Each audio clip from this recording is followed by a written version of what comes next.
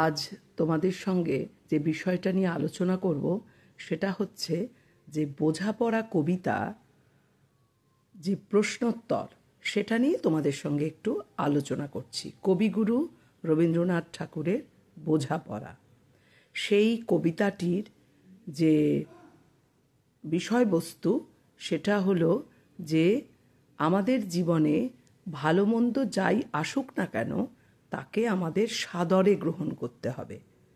এটা হলো মূল সারবেত্তা। আমার জীবন তো শুধুমাত্র ভালো দিয়েই মোড়া থাকবে না। আমার জীবনের চলার পথে ভালোও যেমন থাকবে, মন্দও তেমন থাকবে। ভালোকে যেমন গ্রহণ করতে হবে, মন্দকেও গ্রহণ করার মতন ক্ষমতা থাকতে হবে। শক্তি সঞ্চয় করে সেই মন্দ সময়, যেটাকে তোমরা ব্যাড টাইমস বলো আর কি, ওই সময়টাকে হার্ড টাইমস, ওই কঠোর যে কঠিন যে দুঃসময়, সেই সময়কে কাটানোর মতন শক্তি আমাদেরকে সঞ্চয় করতে হবে। এবার প্রশ্নোত্তর আলোচনা করছি। ধরো, বোঝাপড়া কবিতায় কবি প্রকৃতপক্ষে কোন বোঝাপড়ার কথা বলেছেন? কি বলতে হবে?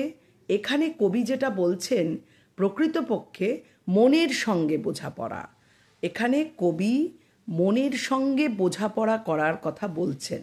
মানুষের ভেতরে সবথেকে বড় যে যন্ত্রটি হলো সেটা হলো মন। এই মন যেমন সদা চঞ্চল, এই মন আবার মনের ওপরে সংযম মানুষের নিজেকেই থাকতে হবে, নিজেই নিজেকে সংযমী হতে হবে, মনকে সংযত করতে হবে। ওই যে বললাম, ভালো এসে ধরা দিলে ভালোকে যেমন গ্রহণ করতে হবে সেরকম মন্দকেও গ্রহণ করতে হবে। তাহলে প্রশ্নর পরিপ্রেক্ষিতে বলি, বোঝাপড়া কবিতায় কবি প্রকৃতপক্ষে কোন বোঝাপড়ার কথা বলেছেন? বোঝাপড়া কবিতায় কবি প্রকৃতপক্ষে মনের সঙ্গে বোঝাপড়া করার কথা বলেছেন। আরেকটা প্রশ্নে চলে যাচ্ছি। বাঁচিয়ে যাবে সকল জখম। ভালো করে শুনবে, একটি উক্তি, কবিতা থেকে উক্তি, বাঁচিয়ে যাবে সকল জখম। এখানে কোন জখমের কথা বলা হয়েছে? মানুষ সারা জীবন ধরেই যে ভালোবাসা পাবে বা তার জীবনে কোনো রকম যন্ত্রণা দুঃখ কিছুই থাকবে না এমন তো নয়। মানুষের জীবনে সুখ সময় যেমন থাকে, দুঃখের সময়ও থাকে। ধরো, প্রিয়জনের মৃত্যু হওয়া, তুমি মন থেকে যেটা চাইছো সেটা না পাওয়া, এগুলোও তো আমাদের মধ্যে একটা দুঃখ তৈরি করে। তাহলে জখমটা হচ্ছে আমি আঘাত পাওয়া। আমি যা পেতে চাইলাম সেটা যদি না পাই তাহলে একটা জখম আমার হলো। তাহলে কি না, বোঝাপড়া কবিতায় কবি বলছেন কোনো মানুষই ভাগ্য বলে এই জখম বাঁচিয়ে সারাটা জীবন কাটিয়ে দিতে পারে না। তার জীবন যদি থাকে, জীবনে সমস্যা থাকবে, আঘাত থাকবে, যন্ত্রণা থাকবে। বারে বারে বলছি, একটা জিনিস মাথার মধ্যে নিয়ে নাও। বোঝাপড়া কবিতার মধ্যে কবি বলতে যেটা চেয়েছেন, তোমার একটা সমগ্র জীবনে তুমি প্রতি মুহূর্তেই সুখকে অনুসন্ধান করতে যেও না। সুখই তোমার জীবনকে শুধু স্পর্শ করবে, দুঃখ সেখানে আসবে না এমন নয়। দুঃখ সেখানে আসবে, কিন্তু দুঃখকে জয় করার মতন শক্তি যেন তোমার মধ্যে থাকে। অর্থাৎ জখম মানে যন্ত্রণা, আঘাত, এগুলো আমাদের জীবনের সঙ্গে জুড়ে থাকে। এগুলো এলেও আমরা যেন সমস্ত রকম শক্তি দিয়ে সেগুলোকে সরিয়ে নিতে পারি। এবার যেটা মূল কথা, মনেরে আজ কহ যে ভালো মন্দ যাহাই আসুক সত্যরে লও সহজে। এই প্রশ্নের উত্তরটি খুব ভালো করে শোনো, তাহলে তোমরা কবিতার যে কোনো প্রশ্নোত্তর খুব ভালো করে দিতে পারবে। বোঝাপড়া কবিতায় কবি মূলত যেটা বলেছেন যে ভালো মন্দ যাই আসুক, সত্য বা যেটা বাস্তব তোমার সামনে যেটা এসে ধরা দিচ্ছে তাকে কিন্তু তুমি কখনোই অবহেলা করতে পারো না, তাকে তোমায় গ্রহণ করতে হবে। হ্যাঁ, ধরো তোমার অপ্রত্যাশিত কোনো বিপর্যয় এলো, বিপদ এলো, কোনো বন্ধু সঙ্গে তুমি বিচ্ছিন্ন হলে, কোনো প্রিয়জন তোমাকে ছেড়ে চলে গেল, এই যে ঘটনাগুলো, এগুলো তোমার জীবনের সঙ্গে জুড়ে থাকবে। এগুলোকে অবজ্ঞা করলে, অবহেলা করলে চলবে না।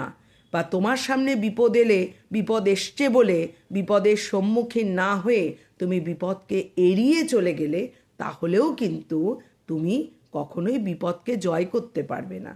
তাই জন্যেই কবি বারবার বলছেন, ভালো মন্দ যাহাই আসুক না কেন সত্যরে লও সহজে। এই সত্য কথাটার মানে কি? বাস্তব। বাস্তব বাস্তব কিন্তু কখনোই কল্প জগতের সঙ্গে কখনোই তার সামঞ্জস্য থাকে না। বাস্তব জগৎ বড়ই কঠিন, সেটা বড়ই সংগ্রাম মুখর। প্রতিটি মানুষকেই তার নিজের জীবনে প্রত্যেক দিন কঠোর সংগ্রামের মধ্যে দিয়েই যেতে হয়। এটাই জীবন। এই জীবনে তাই যাই হোক না কেন, আজকের রাত্রিরের পরে কাল সকালে তোমার জন্য কি অপেক্ষা করে আছে তুমি জানো না। সেটা ভালোও হতে পারে, মন্দও হতে পারে। ভালোকে যেমন সাদরে গ্রহণ করবে, মন্দকেও তেমন অনাদর করলে চলবে না। মন্দকেও গ্রহণ করতে হবে, আর মন্দ সময়, দুঃসময় যাতে তাড়াতাড়ি কেটে যায় সেই দিকে লক্ষ্য রাখতে হবে। ঠিক আছে? তোমাদের এই যে আমি প্রশ্নোত্তরগুলো যে আলোচনা করে দিলাম, সেইগুলো তোমরা ভালোভাবে পড়বে এবং শুনবে ভালো করে। শুনে নিজেরা প্রশ্নোত্তর লেখার চেষ্টা করবে। সহজ সরল ভাষায় যত লিখবে, পরীক্ষক বা শিক্ষক শিক্ষিকা যারা আছেন তারা বুঝতে পারবেন যে তুমি নিজে বুঝে জিনিসটাকে বিশ্লেষণ করেছো। সেক্ষেত্রে নম্বর পাওয়াটা কিন্তু অনেক বেশি সহজ হয়। তোমাদের যদি একটুও ভালো লেগে থাকে আমার এই বিশ্লেষণ, কবিতা পাঠের যে প্রশ্নোত্তর আলোচনা, এগুলো যদি তোমাদের একটুও কাজে লাগে বা তোমাদের যদি ভালো লাগে, তাহলে আমার এই ইউটিউব চ্যানেলটিকে একটু পছন্দ করো আর একটু সাবস্ক্রাইব করে দিও। ঠিক আছে? তাহলে অন্যান্য যারা তোমাদের বন্ধু আছেন তারাও দেখতে পাবেন, তাহলে তাদের পক্ষেও সেটা ভালো হবে। ঠিক আছে?